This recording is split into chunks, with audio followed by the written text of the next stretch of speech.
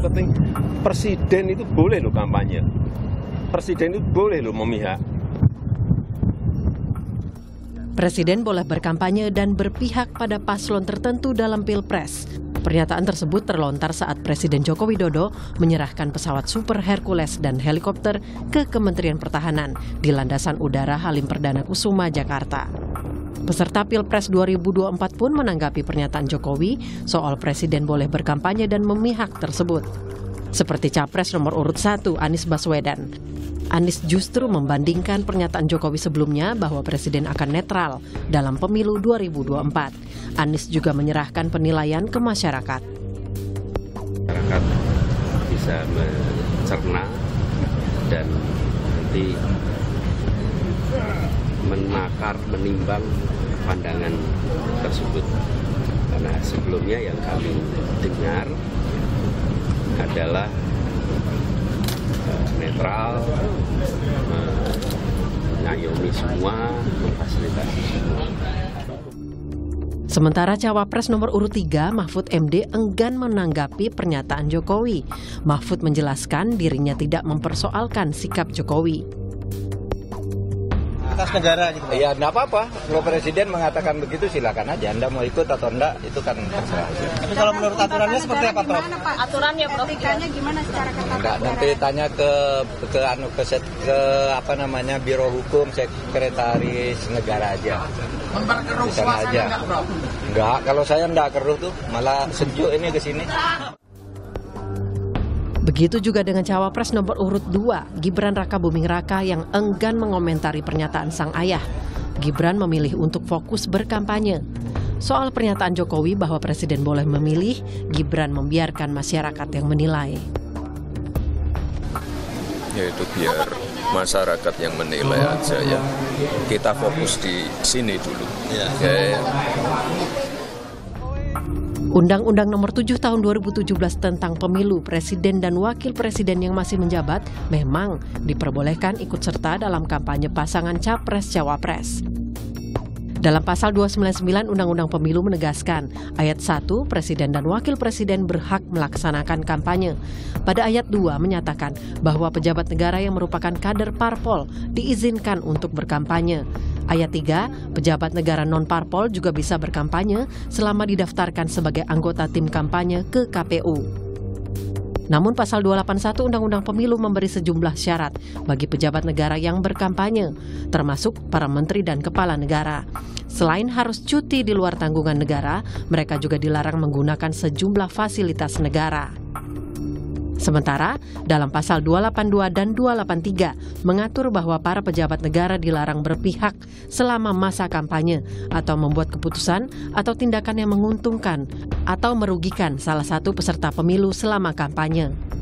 Dan menurut pasal 304 ayat 1 Undang-Undang Pemilu, dalam melaksanakan kampanye, Presiden dan Wakil Presiden, pejabat negara, pejabat daerah dilarang menggunakan fasilitas negara.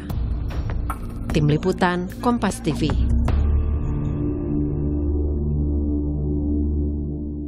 Ya, Saudara, Presiden Joko Widodo menyatakan bahwa dirinya boleh berkampanye dan memihak dalam pemilu. Meskipun kita sudah mengetahui kemana arah dukungan Jokowi, namun siapa yang akan lebih diuntungkan dengan keberpihakan Presiden dalam Pilpres 2024. Kita bahas di pagi hari ini bersama dengan sejumlah narasumber melalui sambungan Zoom atau sambungan daring. Sudah ada juru bicara Timnas Anies Muhaimin yang merupakan juga co-kapten dari Amin. Sudah ada Pak Sudirman Said. Assalamualaikum Pak Dirman, sehat ya? Waalaikumsalam, selamat pagi, sehat alhamdulillah.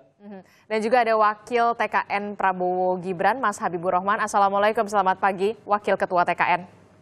Waalaikumsalam, selamat pagi dari Jakarta Timur. Oke, kemudian juga nanti akan menyusul ada juru bicara dari TPN Ganjar Mahfud, ada Pak Ahmad Baidowi nanti akan menyusul, serta pengamat politik dari Universitas Paramadina, Ahmad Hoirul Umam. Selamat pagi, Assalamualaikum Mas Umam.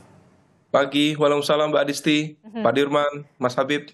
Ya, teman-teman semua sehat. Ya, kita masih membahas yang masih menjadi fokus perhatian dan juga disorot oleh publik adalah soal pernyataan Presiden Joko Widodo yang mengatakan bahwa Presiden ini boleh berkampanye dan juga boleh berpihak. Nah, dari paslon 01 sendiri, Pak Dirman, seperti apa membaca pernyataan ini? Baik, terima kasih Bapak sekalian. Jadi tentu saja itu kan hak tiap pribadi menyampaikan pandangan, tapi yang jadi soal sekarang adalah yang menyampaikan pandangan seorang kepala negara, seorang panutan dan sumber referensi tertinggi. Jadi saya melihat ada 3 aspek. Nomor 1 aspek teknis yang dikatakan boleh kampanye tapi jangan menggunakan Fasilitas.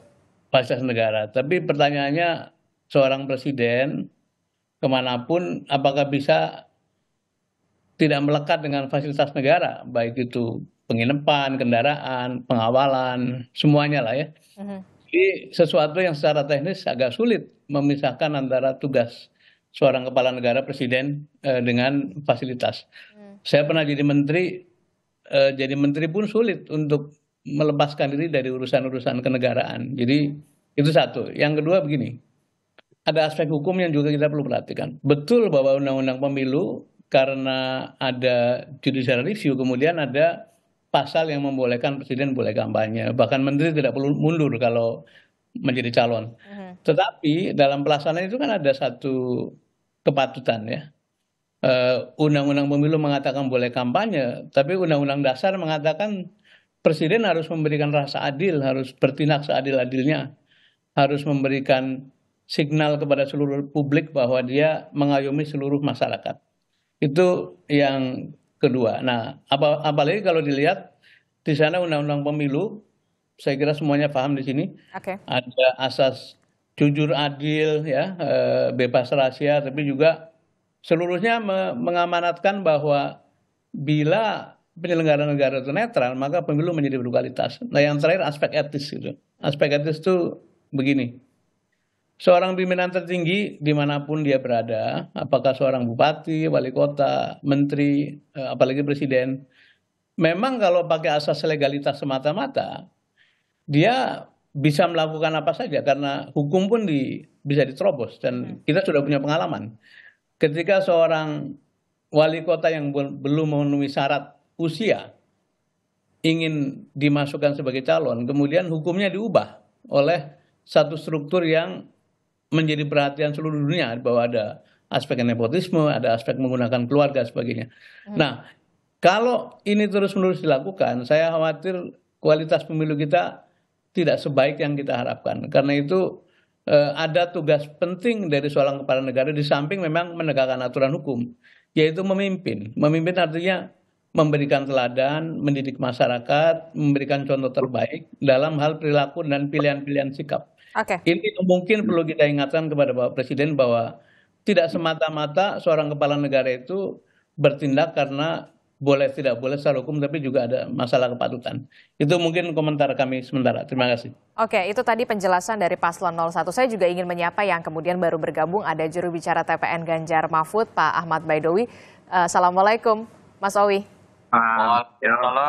Nomor 2 dulu dong. Iya, saya ingin menyapa dulu karena baru bergabung begitu ya Mas Habibur Rahman. Iya, Mas Habibur Rahman, ini bagaimana menanggapi ini pernyataan Presiden Joko Widodo boleh memihak, kemudian boleh kampanye. Paslon 02 sendiri merasa diuntungkan dengan pernyataan Presiden Joko Widodo?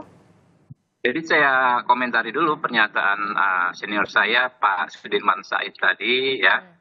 Saya berpendapat bahwa dalam konteks konstitusi, dalam konteks undang-undang, dalam konteks etika, tidak masalah seorang presiden menggunakan hak politik ya untuk berpihak dan berkampanye. Kita kupas satu-satu sebentar ya.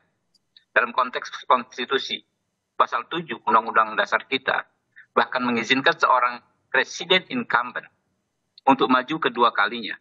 Jadi kalau concern kita, ya, kalau kita diskusi ini kan mana yang substansi, yang mana yang bukan. Substansinya adalah yang dikhawatirkan soal abuse of power, penggunaan kekuasaan untuk menguntungkan diri sendiri dan merugikan orang lain. Itu kan abuse of power ya, secara menyimpang. Maka yang paling berpotensi melakukan abuse of power adalah presiden yang maju kedua kalinya. Itu dalam konteks konstitusi. Lalu ya presiden tentu punya hak yang merupakan juga bagian dari hak asasi manusia untuk meyakini dan bersikap secara politik, meyakini pilihan politik dan bersikap secara politik. Itu juga dijamin di Undang-Undang Pasal 23 Undang-Undang Hak Asasi Manusia. Ya. Dalam konteks undang-undang jelas ya, Pasal 280 ayat 2, presiden karena dia adalah orang yang dipilih secara politik melalui jalur politik, bukanlah pejabat yang tidak diperkenankan ikut kampanye. Ayat 280 ayat 2. Lalu pasal 299 dikatakan secara tegas dan jelas presiden berhak untuk kampanye. Ini pasal tidak hanya mengatur untuk presiden yang maju kedua kali, bukan. Karena konteksnya itu abuse of power. Jadi orang yang punya power tetap boleh sepanjang. Nah ini dia nih, ada batasannya, ada rambu-rambunya, ada kata sepanjangnya. Bahwa itu harus cuti di 281. Kemudian tidak boleh menggunakan atribusi jabatan. Lalu ya, juga ada pasal 547. Tidak boleh membuat kebijakan yang menguntungkan atau merugikan salah satu pasangan calon. Nah itu rambu-rambunya. Jadi kita nih kalau berdiskusi, kita jangan pusing dengan atribusi-atribusi, tetapi yang kita concern adalah substansinya apa. Substansinya adalah abuse of power. Nah, lalu soal etika. Etika itu kan dilanggar ketika kita merugikan orang atau menguntungkan orang secara tidak sah. Nah ini nggak ada yang dilanggar juga, gitu loh. Justru etikanya sebagai orang yang dipilih oleh rakyat, dia tetap harus bisa menjalankan tugas, tetapi dia juga berhak ya melaksanakan, mengeksekusi hak-haknya, hak-hak politik, hak-hak konstitusionalnya. Itu diatur. Makanya kita semua banyak hal. Hukum kita kan mengatur banyak hal, tetapi kita melindungi bangsa dan negara ini dari potensi-potensi abuse of power. Itu poinnya. Jadi nggak ada masalah. Apakah misalnya Gerindra Pak Prabowo Gibran merasa diuntungkan atau tidak? Ya kita lihat nanti ya. Semakin banyak orang mendukung kan semakin bagus. Apalagi memang tokoh yang sangat berpengaruh seperti Pak Presiden. Tapi perlu digarisbawahi Pak Adisti, kami ingin semuanya by constitution. By constitution, by law, by etik. Artinya 3 hal tersebut haruslah terpenuhi. Tidak ada pelanggaran etik sekalipun, gitu loh. Dan kami ingin menanggapi juga ya Pak Sudirman Said. Pak Sudirman bolak-balik soal MK-MK. Ya. MK-MK, Anda kalau nggak update ya. Sudah ada putusan 141, ada putusan 131, ada putusan 145 yang diputus tanpa Anwar Usman yang mengatakan tidak ada masalah konstitusionalisme dengan putusan nomor 90. Jadi secara etik pun majunya Gibran nggak ada masalah gitu loh. Oke, baik Mas Habibur Rahman, kami tangkap di situ. Kalau memang dari segi konstitusi memang tidak sudah ada diatur di aturan etik. Aturannya sudah jelas, kemudian sudah diatur. Konstitusi loh Mbak Adisti, konstitusi hukum dan etik. Oke. Kalau untuk paslon tim sukses dari paslon 03 sendiri bagaimana menanggapi dari pernyataan Presiden Joko Widodo? Kalau 02 mengatakan tidak ada masalah, aturannya sudah ada, sudah jelas begitu. Ya. Memang yang disampaikan Presiden Joko Widodo itu sudah tertera dalam undang-undang. Betul. Jangankan kampanye mencalonkan lagi itu boleh gitu. Nah, masalahnya memang asas kepatutan yang harus dijujuk. Yakni apa? Jangan sampai Presiden menggunakan institusi kepresidenannya mendukung salah satu pihak. Karena begini, Presiden Jokowi itu memiliki 2 atribusi. Satu sebagai presiden, satu Jokowi sebagai pribadi, bapaknya Gibran Raka Buming Raka. Di mana di dunia ini yang namanya orang tua itu tidak mendukung anaknya itu. Itu suatu hal yang mustahil. Nah, meskipun memiliki 2 atribusi yang berbeda, tetapi apa yang disampaikan oleh Pak Sudirman ada benarnya. Untuk membedakan 2 atribusi itu memisahkannya dalam praktek politik ketatanegaraan kita memang susah. Saya ambil contoh. Bagaimana seorang presiden berkampanye itu sudah diatur. Dia harus cuti. Ya kan? Tidak boleh mengatasnamakan dirinya presiden. Seperti apa yang saya sampaikan di awal, tidak boleh menggunakan atribusi institusi kepresidenannya untuk kampanye. Itu satu. Yang kedua, ketika dia cuti bahwa dia sedang tidak menjabat sebagai presiden. Problemnya, artinya dia sebagai pribadi Joko Widodo. Dalam hal ini, kalaupun dalam orang kebanyakan beliau orang tua yang kebetulan anaknya hari ini maju. Tetapi ada pengamanan presiden, ada protokoler yang melekat dalam diri dalam melekat itu sepanjang presiden hidup gitu. Sepanjang presiden hidup dan masih jabatannya masih ada. Bahkan seorang mantan presiden pun di Indonesia itu masih dikawal oleh Pas Pampres. Ya, betul. Apalagi presiden yang aktif. Maka kemudian yang selalu kita tekankan terkait dengan netralitas pemerintah ini, jangan sampai menggunakan instrumen negara ini untuk memenangkan pasangan calon tertentu. Kalau kemudian misalkan hanya sekedar kampanye, ikut menjadi tim pemenangan calon, itu sudah tersedia dalam undang-undang. Termasuk calonnya Pak Habibur Rahman, ada menteri, juga di tim suksesnya. Di calon kami, ada seorang menteri jadi calon wakil presiden dan juga ada tim pemenangannya. Di calon 01, ada wakil ketua DPR yang maju. Dia sebagai apa? Dia sebagai pejabat negara. Ada protokolernya juga, termasuk juga tim pemenangannya juga ada dari kabinet, ada dari pimpinan di DPR. Jadi dalam praktek politiknya di Indonesia, ya memang untuk memisahkannya susah.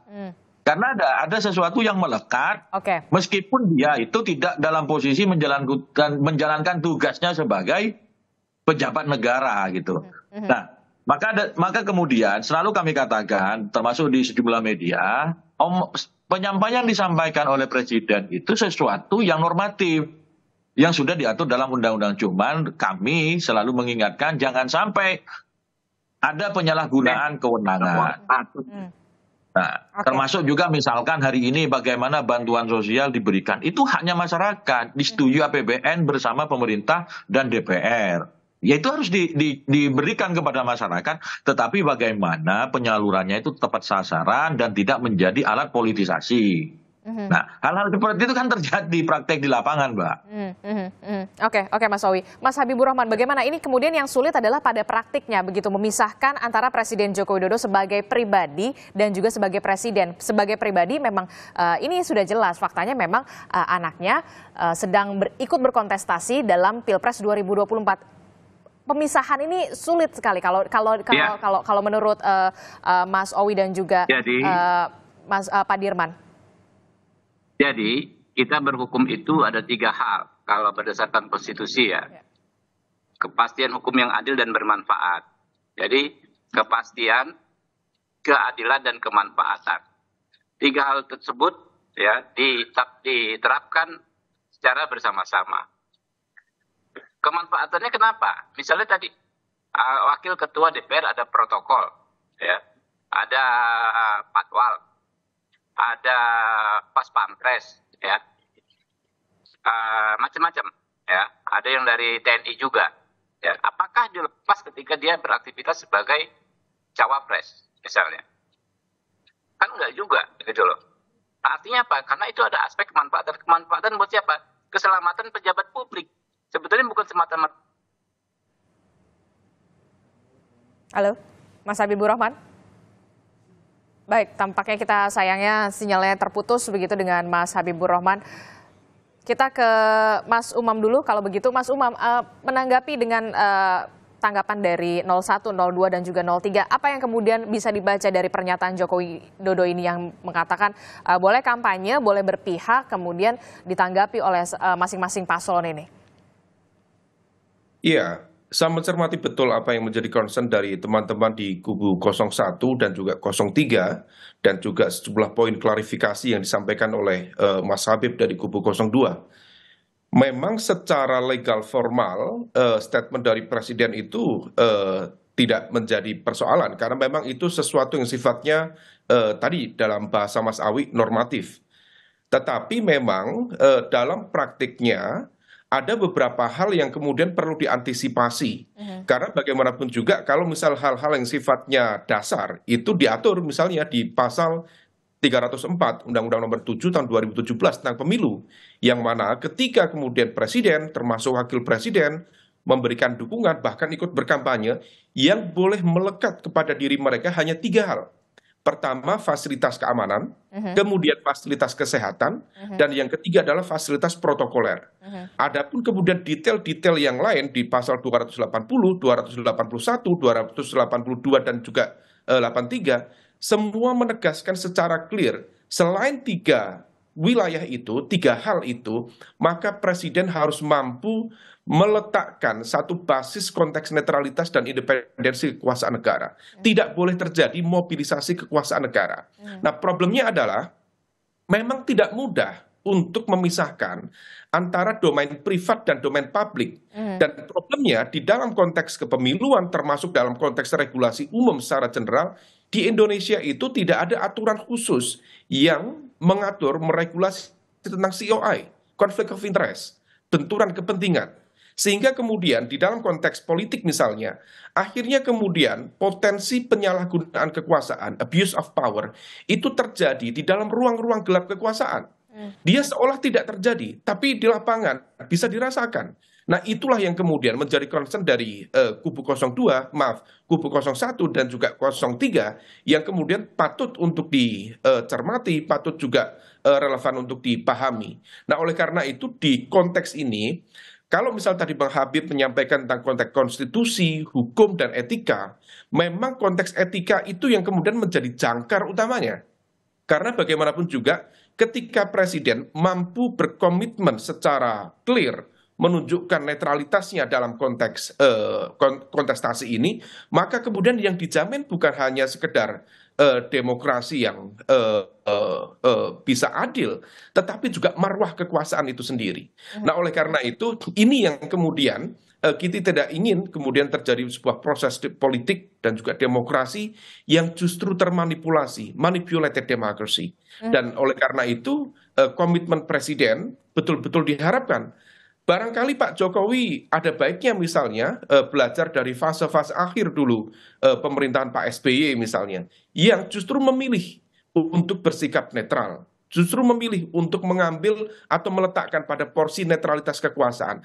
Karena dengan tensi politik yang cukup tegang, cukup tinggi ini, memang problemnya bisa kemana-mana. Nah, di level inilah kemudian legitimasi kekuasaan betul-betul perlu dijaga, dan kemudian apa yang diharapkan oleh masyarakat betul-betul kemudian bisa menghadirkan sebuah proses pemilu yang jauh lebih kredibel, lebih legitimate dan demokratis. Mbak Disti. Oke, Mas Umam, tapi kalau dari etika, etis nggak sih sebenarnya? Ya, sisi etika itu kan sebenarnya sesuatu yang makomnya tinggi. Sehingga kemudian etika itu seringkali memang, ya dia tidak bisa kemudian diatur dalam sebuah regulasi, apakah itu memenuhi standar etik atau tidak. Memang komite etik bisa dibentuk. Tetapi kemudian di dalam konteks pelaksanaannya, etika itu seringkali menjadi sesuatu yang absurd. Karena tadi, sesuatu yang kemudian bergerak, potensi-potensi abuse of power, mobilisasi kekuasaan negara, penggunaan infrastruktur kekuasaan negara yang menguntungkan atau merugikan salah satu pihak tertentu, semua itu bergerak dalam ruang abu-abu, dalam ruang gelap kekuasaan. Sehingga ketika kemudian diminta untuk membuktikan, ya agak ngeri-ngeri sedap. Ada bisa dirasakan, tetapi di saat yang sama juga kemudian tidak mudah untuk dibuktikan juga. Nah, inilah kemudian komitmen dari pribadi seorang Jokowi selaku presiden betul-betul diharapkan. Nah, kalau misal kita cermati, memang tidak mudah. Misal ini Bang Habib. Bang Habib itu kalau misal anaknya ikut lomba 17-an, saya yakin Bang Habib itu juga ikut deg-degan itu.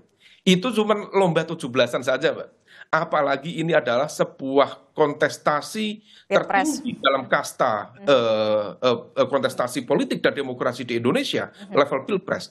Tentu ada concern yang cukup besar di sana. Nah, oleh karena itu, saya menduga barangkali statement dari Pak Jokowi itu adalah sebuah bridging yang dikondisikan sebagai sebuah momentum bagi beliau barangkali untuk mendeklarasikan secara terbuka keberpihakan dari Jokowi di menit-menit terakhir menjelang Pilpres di 14 Februari yang akan datang, yang barangkali diharapkan bisa memberikan insentif elektoral 2-3%, yang kemudian diharapkan sesuai dengan ekspektasi. Misalnya, kalau memberikan dukungan ke 02 misalnya, hal itu kemudian bisa mewujudkan target menang satu putaran. Tetapi sekali lagi legitimasi dan kekuasaan Nanti minggir aja dulu. dipertaruhkan di sana. Oke, itu merupakan salah satu bisa dikatakan kalau menurut Mas Umam salah satu bridging begitu ya, kalau misalkan bahwa memang Presiden Joko Widodo ini ke paslon 02 begitu, ada insentif elektoral. Nah, Mas Habibur Rahman, ini kemudian yang dikhawatirkan oleh 01 dan juga 03 soal konflik kepentingan, terus kemudian juga ada fasilitas negara yang kemudian melekat begitu selama Presiden Joko Widodo ini nanti kalau memang berkampanye. Jangan dijawab dulu Mas Habib, kita jeda dulu, tetaplah bersama kami di Sapa Indonesia Pagi.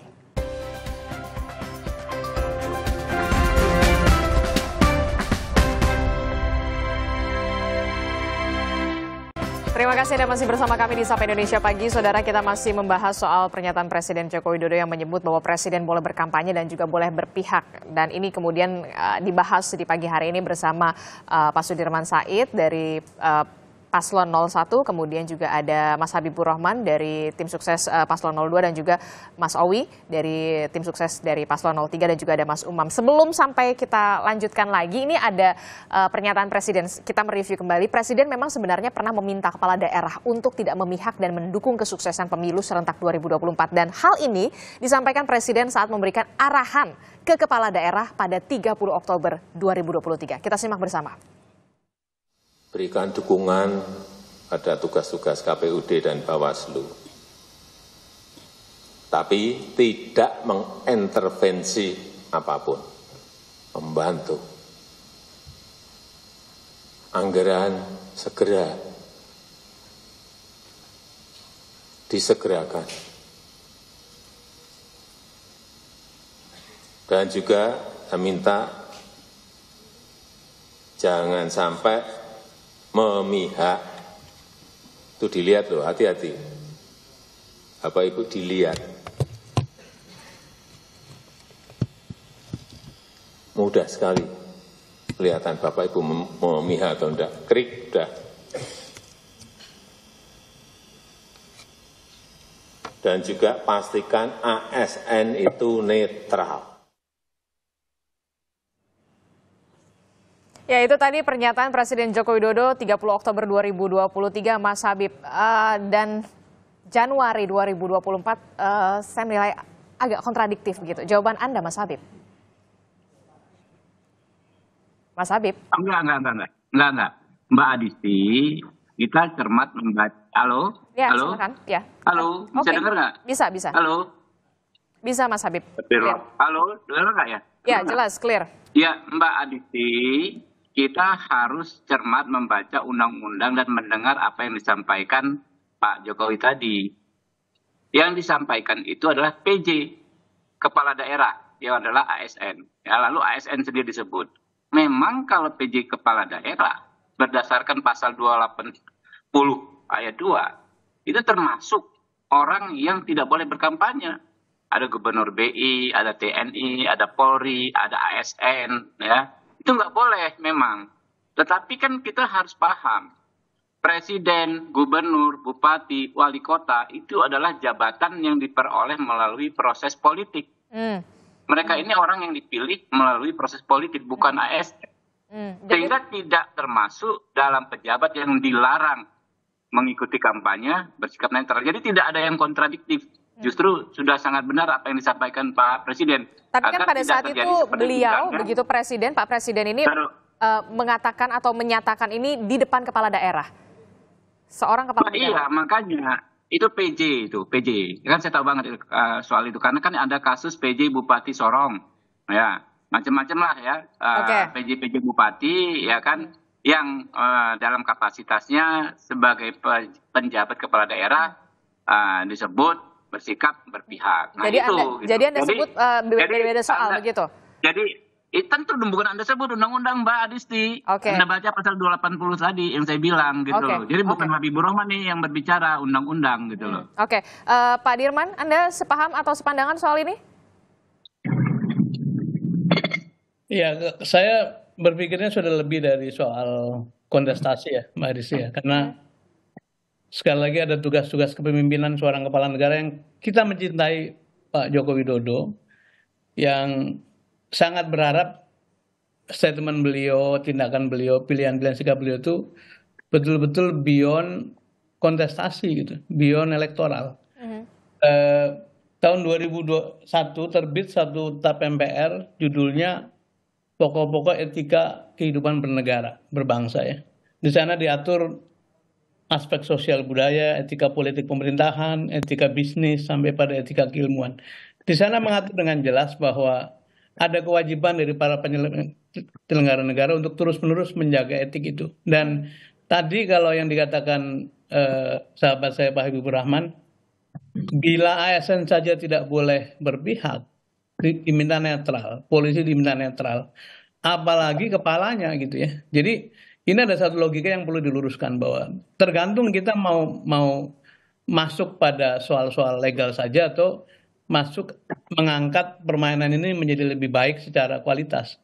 Kalau saya memilih atau berharap betul bahwa presiden kita, apalagi menjelang mengakhiri masa jabatannya atau masa tugasnya, betul-betul meninggalkan contoh yang baik yang dikenang publik, dan Indonesia membutuhkan banyak sekali contoh-contoh baik seperti itu.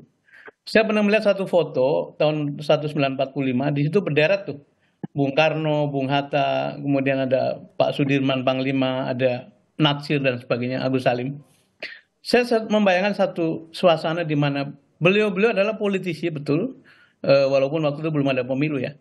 Tapi beliau negarawan, beliau pendidik, beliau teladan, beliau contoh dari segala perbuatan baik. Dan menurut saya ada kewajiban tertinggi dari seorang kepala negara untuk menjadikan ini semua sebagai satu peran. Jadi bukan semata-mata peran sebagai pihak untuk ikut kontestasi, tapi juga peran sebagai pemimpin di mana moral atau istilahnya Bang Hoirul Umam tadi, etik sebagai patokan tertinggi, dan itu di luar atau melampaui hukum maupun konstitusi sekalipun. Jadi saya harapan saya atau doa saya adalah Pak Joko Widodo bisa memberikan peninggalan-peninggalan baik dalam soal tindakan, pilihan-pilihan sikap yang itu melampaui kebutuhan beliau sebagai orang yang kebetulan anaknya sedang berkontestasi, dan itu kita butuhkan sebagai bangsa.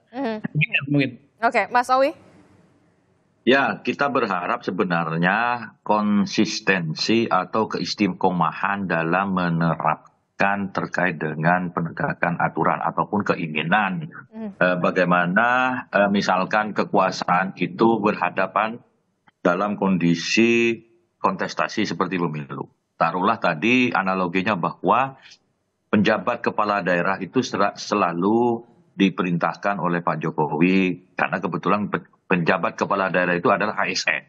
Dalam sisi aturan kepemiluan terkait ASN itu memang betul, tetapi dalam konteks yang lebih luas, penjabat kepala daerah itu kan statusnya sama dengan kepala daerah. Jadi kalau kami melihat, tidak dalam konteks sebagai ASN-nya karena dia menjabat kepala daerah, tetapi penjabat kepala daerah itu memimpin sebuah daerah, itu kan statusnya sama dengan kepala daerah. Itu yang diinginkan oleh Pak Jokowi sebagai sebuah pemimpin di daerah, jangan sampai mengarahkan, memberikan dukungan kepada calon-calon tertentu. Tentunya kalau dinaikkan ke level yang lebih atas, bahwa pemimpin sebuah negara itu diharapkan tidak memihak salah satu calon tertentu. Namun sekali lagi, karena ketentuan undang-undang pemilunya sudah seperti itu, baik semua kontestan pemilu tahu tentang isi mengenai undang-undang pemilu. Bahwa presiden itu boleh, menteri boleh berkampanye asalkan cuti. Dan tidak menggunakan fasilitas negara untuk mobilisasi massa, untuk memobilisasi, tidak menggunakan alat negara untuk memobilisasi dukungan, kecuali kalau presiden dan wapres itu ada 3 hal yang melekat itu, karena aspek keamanan, kesehatan, dan juga protokoler. Nah, namun demikian, sekali lagi bahwa Pak Jokowi itu adalah bapaknya seluruh rakyat Indonesia.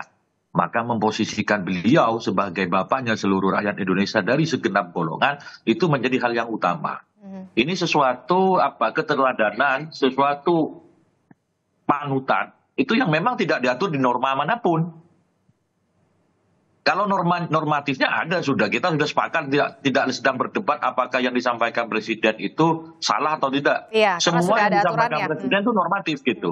Tapi aspek keteladanan, aspek kepatutan, aspek kepantasan itu yang kita tonjolkan. Jangan sampai nanti ada penyalahgunaan institusi kepresidenan.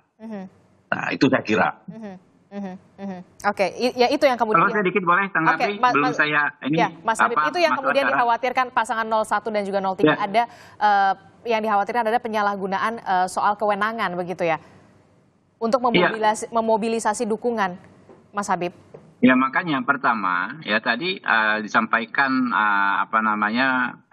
Gus Umam ya, Mas Awi ya, itu kan asumsi-asumsi. Sementara kan kita harus berbicara hal yang faktual. Kalau soal asumsi capek kita, karena nggak ada batasannya. Asumsi orang yang memegang kekuasaan berpotensi menyalahgunakan. Betul sekali. Orang yang punya kekuasaan asumsinya bisa korup. Betul sekali. Tetapi harus difaktualkan. Ada nggak secara faktual terjadi? Itu yang berbahaya kalau kita memaksakan asumsi menjadi sebuah fakta tanpa adanya bukti-bukti. Kan kita ada perangkat, ada Bawaslu, ada aturan.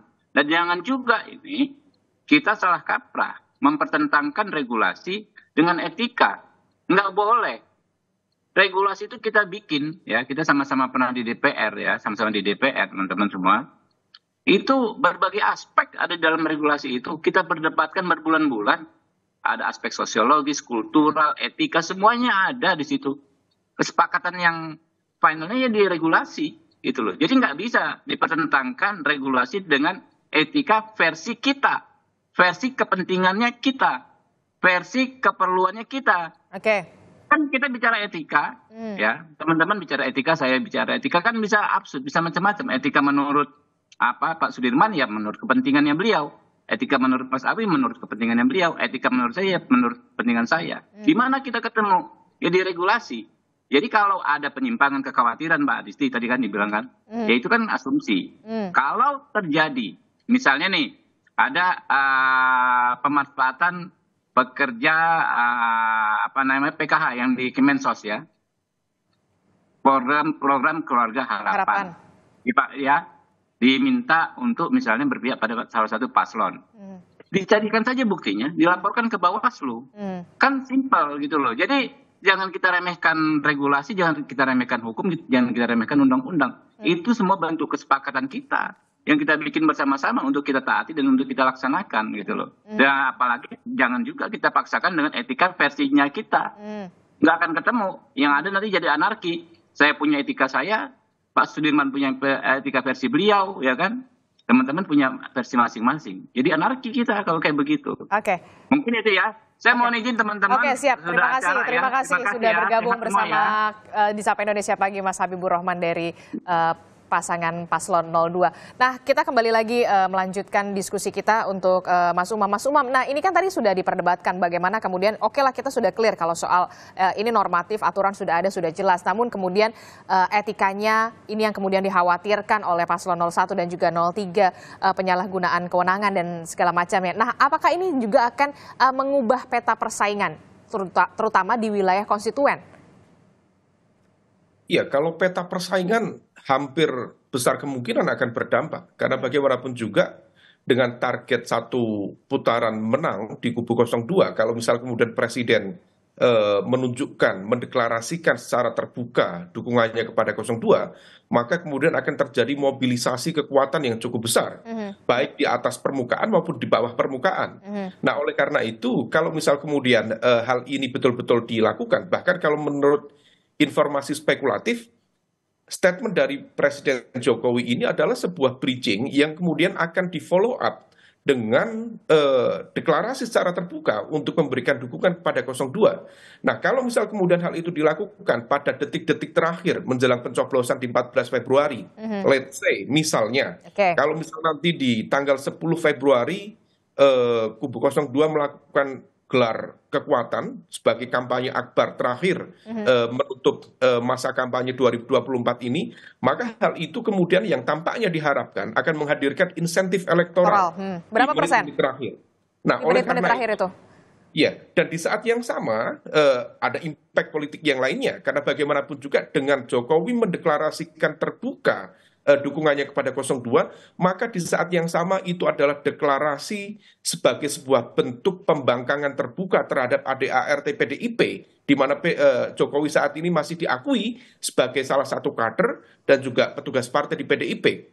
Karena kita tahu ADART PDIP menegaskan semua kader dan juga petugas partai untuk tunduk pada aturan dan juga keputusan politik dari DPP di PDIP. Sehingga kemudian kalau misal Jokowi tidak mengikuti itu, maka secara terbuka adalah sebuah bentuk pembangkangan bahwa dia tidak lagi menjadi kader PDIP dan juga kemudian menunjukkan bahwa dia adalah bagian dari elemen netral dalam konteks ini, elemen liar yang tidak berpihak dalam konteks kepartaian. Tapi begini Mas Umam, setelah kemudian Anda menyebutkan ini ada bridging, kemudian ada insentif elektoral, sesignifikan apa akan mendongkrak suara salah satu paslon?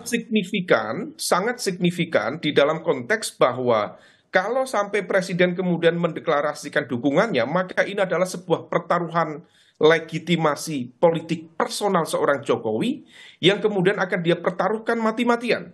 Kalau misal kemudian sampai tidak menang, misalnya kubu 01 Mas Anies dan juga Caimin dan juga atau kubu 03 Mas Ganjar dan juga Pak Mahfud mampu menahan kekuatan di kubu 02 sampai kemudian stagnasi elektabilitas terjadi di menit-menit terakhir 14 Februari dan akhirnya kemudian memaksa kubu 02 masuk di putaran kedua, maka akan ada sebuah pertaruhan besar. Dan disitulah kemudian tampaknya sekali deklarasi dilakukan oleh Jokowi, maka di situ semua hal at all cost, semua akan dilakukan untuk memenangkan kubu 02. Disitulah kemudian ruang gelap kekuasaan berpotensi dimainkan. Anda membaca ini merupakan upaya salah satu untuk bisa pilpres satu putaran?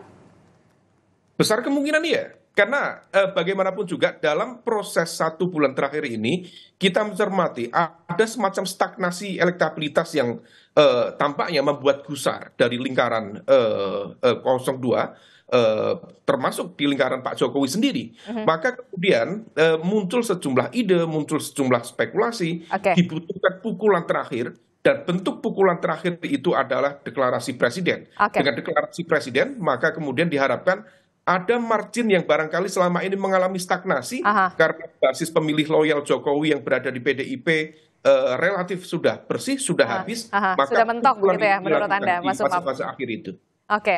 Kalau terakhir, Mas Umam, apakah mungkin kemudian nantinya Presiden Joko Widodo, okelah biar adil begitu, akan hadir di paslon 01, 02, dan 03 berkampanye, ataukah memang sulit? Mas Umam? Itu bagaikan pungguk merindukan bulan. Tidak mungkin terjadi menurut Anda, begitu? Sangat kecil kemungkinannya. Dalam konteks ini sudah menjadi bagian dari pertarungan ego dan pertarungan nama baik bagi beliau. Karena sekali dia menunjukkan keberpihakan, kalau misal sampai kalah, maka kemudian hal itu bukan hanya menyangkut nama baik seorang Jokowi, tetapi dalam tanda kutip juga akan menyangkut keselamatan politik Jokowi dan juga lingkaran di keluarga dan juga lingkaran terdekatnya. Oleh karena itu, apapun akan dilakukan oleh lingkaran Jokowi, dan hal ini akan menjadi early warning system bagi seluruh aktor-aktor demokrasi untuk mempelototi. Nah, disinilah sekali lagi Mbak, mohon izin, Bawaslu seharusnya memiliki keberanian lebih untuk menggunakan exercise kekuasaannya dalam sebagai kapasitas sebagai pengawas kepemiluan. Kalau misalnya kemudian Bawaslu tidak memiliki keberanian untuk menyemprit kekuasaan yang lebih besar yang dianggap berpotensi melakukan pelanggaran dalam proses pemilu, maka inilah yang disebut dengan wujuduhu keadamihi. Ada, tapi seperti nggak ada. Demikian. Oke, baik. Terakhir, Pak Dirman, khawatirkah kemudian 01, kalau tadi Mas Umam mengatakan cukup signifikan insentif elektoral jika memang kemudian seorang Presiden Joko Widodo betul-betul mendeklarasikan ke salah satu paslon? Saya kira saya dengan Mas Awi ya, sebagai pihak yang sedang berkompetisi, tahu diri untuk tidak mengadresnya sebagai satu kompetisi semata-mata. Jadi saya juga cenderung begitu, cenderung memilih untuk mengadres norma saja. Nah sekarang begini, saya ingin meluruskan yang saya dengan Pak Habib tadi, karena mengganggu sekali tuh logikanya. Nomor satu begini, yang namanya etika itu universal, bukan pemahaman masing-masing.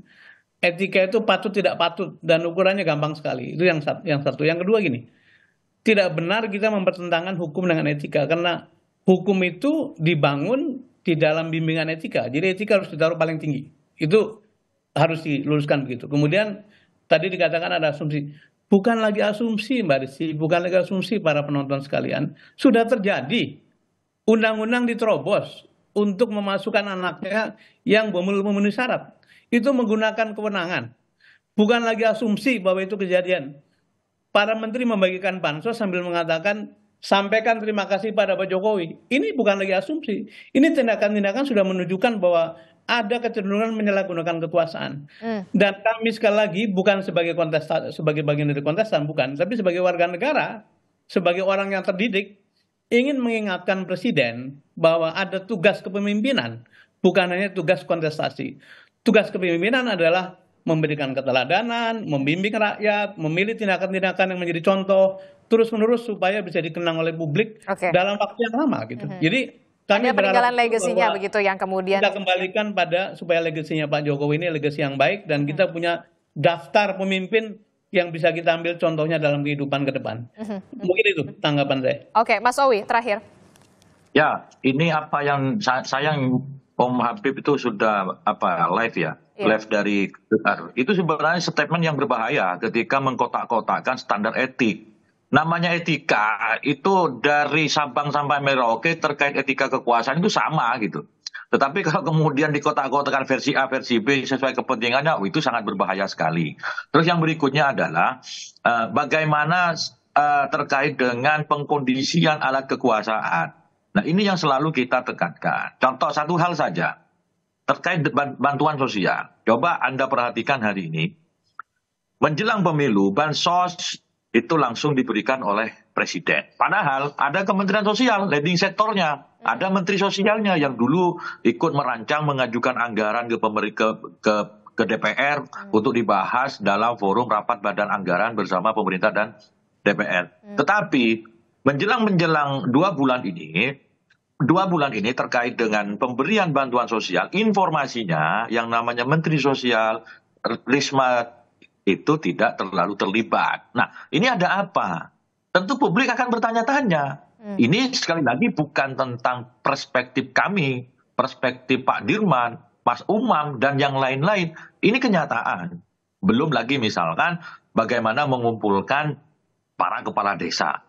Ada temuan Bawaslu yang menyatakan bahwa kegiatan itu melanggar.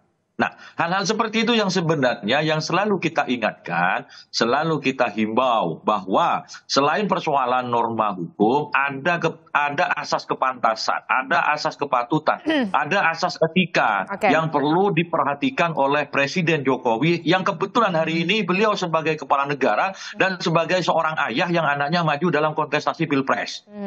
Berikan kami contoh keteladanan yang baik, karena kami ini masih akan hidup jangka yang panjang, karena generasi muda Indonesia ini perlu diberikan contoh keteladanan yang baik dari seorang kepala negara yang kebetulan anaknya menjadi sebagai kontestan pemilu. Terima kasih, Mbak. Oke, terakhir, khawatir nggak kalau misalkan dikatakan Mas Umam insentif elektoralnya cukup signifikan begitu, Mas Owi? Kalau melihat dari peta lembaga survei hari ini, berapa insentif yang bisa diberikan oleh Presiden Jokowi terhadap endorsement Jokowi. Nah, para pendukung Jokowi hari ini sudah terkonsolidasi ke salah satu paslon. Belum lagi kita lihat undecided votersnya, orang yang belum menentukan pilihan dalam sejumlah lembaga survei terakhir ini sudah semakin tipis. Kami yakini itu tetap ada pengaruhnya, tetapi apakah kemudian bisa menerobos menjadi satu putaran? Ya kita lihat saja nanti. Gitu. Namanya saja orang usaha. Orang usaha mau satu putaran segala macam cara digunakan. Tetapi apakah 01 dan 03 diam begitu saja sebagai sebuah kontestan? Tentu kita akan memberikan langkah-langkah yang untuk mengimbangi agar demokrasi kita tidak tercederai oleh pemanfaatan kekuasaan. Oke. Mau Pilpres 1 putaran, 2 putaran tetap saja yang dimenangkan itu hati rakyat, begitu ya Pak Dirman, Pak Mas Owi dan juga Mas Umam. Terima kasih sudah bergabung bersama kami di Sapa Indonesia Pagi. Satu lagi, Mbak Risti. Ya silakan, singkat saja, waktu kita terbatas. Kita ini kan mau menata negara gitu ya. Untuk apa sih merebut kekuasaan dengan segala cara, sehingga boleh menang secara politik tapi legitimasinya tidak ada. Itu kan sebetulnya sedang membangun satu bangunan di mana bawahnya keropos. Jadi kita sih kepenginnya baik-baik saja dan seluruh aturan diselenggarakan termasuk soal-soal etika tadi kita jaga bersama. Oke, baik, terima kasih Pak Sudirman Said, Mas Umam dan juga Mas Owi. Kemudian juga sudah ada Mas Habibur Rahman yang sudah bergabung juga bersama kita tadi. Terima kasih. Assalamualaikum, selamat pagi, sehat-sehat selalu. Waalaikumsalam, Mas Wabi. Waalaikumsalam. Ya, makasih Pak Dirman, Pak Umam.